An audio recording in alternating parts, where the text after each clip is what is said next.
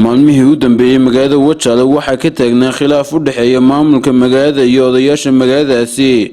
Khilaafkani ka dhex qarxay maamulka degmada Wajaale iyo ganacsatada ayaa waxa uu ka dhashay dhulkii xabaalaha magaalada Wajaale oo la sheegay in qayb ka mid ah la siiyay wasaaradda gaadiidka iyo horumarinta jidadka Somaliland, waxaana arrinkaasi gaashaanka u daruuray oo ka soo horjeestay guddida ganacsatada degmada Wajaale, waxaana uu sababay in xabsiga loo taxaabo in ka badan 20 qof oo isugu jira ganacsato, dhalinyaro iyo odayaal. wasiirada wasaaradaha tiknoolajiyadda iyo hawlaha guud ayaa maalintii shalay soo gaadhay magaalada Wajaale si khilaafkaasi ay u soo afjaraan. kulan ay wada qaateen wasiirada maamulka degmada iyo odayaasha magaaladaasi oo ay dibajoog ka ahayd saxaafaddu ayaa xilli dambe soo gabagaboobay, waxaana ka cudur daarteen in ay la hadlaan warbaahinta. maanta ayaa kulan dambe la isugu yimid ay qayb ka ahaayeen ganacsatadii xabsiga loo taxaabay oo habeennimadii xalay ay xorriyadoodii dib u helay. wasiirka wasaaradda isgaarsiinta iyo tiknoolajiyadda Somaliland Cabdiwali Sheekh Cabdilaahi Suufi ayaa markii kulankaasi soo gabagaboobay warbaahinta u sheegay qodobadii ay isla meel dhigeen, waxaana uu wasiirku sheegay in dhulkii xabaalaha magaalada Wajaale ee khilaafku ka dhashay loo dayn doono xabaalihii ay marka horeba ahaayeen, wasaaradda gaadiidka iyo horumarinta jidadkana meel kale la siin doono. waxaan Wajaale yimid aniga wasiirka hawlaha guud wasiir Cabdirashiid Qambi oo nimid arrimo ka taagnaa Wajaale la xiriiray dhuldan guud ee leedahay dawladdu. waxay maalmo dhaweeyday waxoogaa maamulkii ay isku fahmi waayeen odayaasha magaaladu, marka runtii wasiirku isagoo wasiirka u xil saaran arrimaha danta guud ee dhulka la xiriira wax badan ka qabtay. waxaan maanta noo suurta gashay inaan soo gabagabayno si fiican ugu soo dhamaato waxa weeyaan wasaaradda gaadiidka iyo horumarinta jidadka dhulka ay dawladdu siin doonto.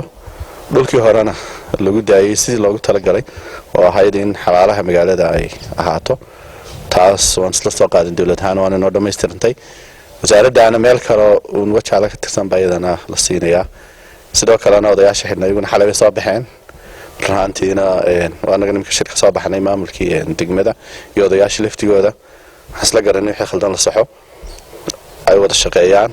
magaalada magaalo oo ganacsi badan ka socdo u baahan in hawlo badan laga wada shaqeeyo, marka taana isla garanay si fiican noogu soo dhawaatay. waxaan u sheegnaa shacabweynaha reer Wajaale iyo reer Gible dhammaan Somaliland oo dhan in wax dhibaato aan jirin. inta horena isla fahmaan wahay dawladuna iyada dhulka mar walba ka mas'uula una xil saaran. sidoo kalena qof shacabintu soo istaagay meediyaha inuu deehan jabaad u jeediyo oo keeno hadallo khaldan iyadana inay tahay wax khaldan waan isla garan odayaasha ka garaabeen kulli dibna soo noqon mayso. intaasani wasiirku maanta aan maaragtay ku soo gabeynaa aadna mahadsantiin. Assalaamu calaykum. intaasi kadib wasiirka wasaaradda isgaarsiinta iyo tiknoolajiyadda Somaliland oo ku hadlay afka wasiirka wasaaradda hawlaha guud ayaa digniin u diray meheradaha soo galay wadooyinkii laga sameeyay magaaladaasi, waxaana uu wasiirku sheegay 2018 wasaaradda hawlaha guud waxay u sameysay Wajaale qorshe guud oo lagu talagalay in magaalada master plan waqti hawl badan ay ku dhacday. marka iyadoo taa laga duulayo meelo kamid ah suuqa magaalada ay wax soo galeen oo ay dadku dib ugu soo noqdeen, wasaaradda hawlaha guud waxay sameyn doontaa in dadka halkii ku celiso muddo 2 toddobaad gudahooda. qof kasta ganacsado marka dib ugu soo noqday waxaan halkan uga sheegaynaa in ay wasaaraddu iman doonto cid kasta oo dib ugu soo noqotay jidadkii danta guudna maaragtay iyadoo lala kaashanayo maamulka dawladda hoose magaalada in maaragtay dib loo celin doono master plan-kiina dib loogu noqonayo. waa Maxamed Cabdi Cumar Maxamed Wadiin, warka warbaahinta SBC magaalada Wajaale xuduudda Somaliland iyo Itoobiya.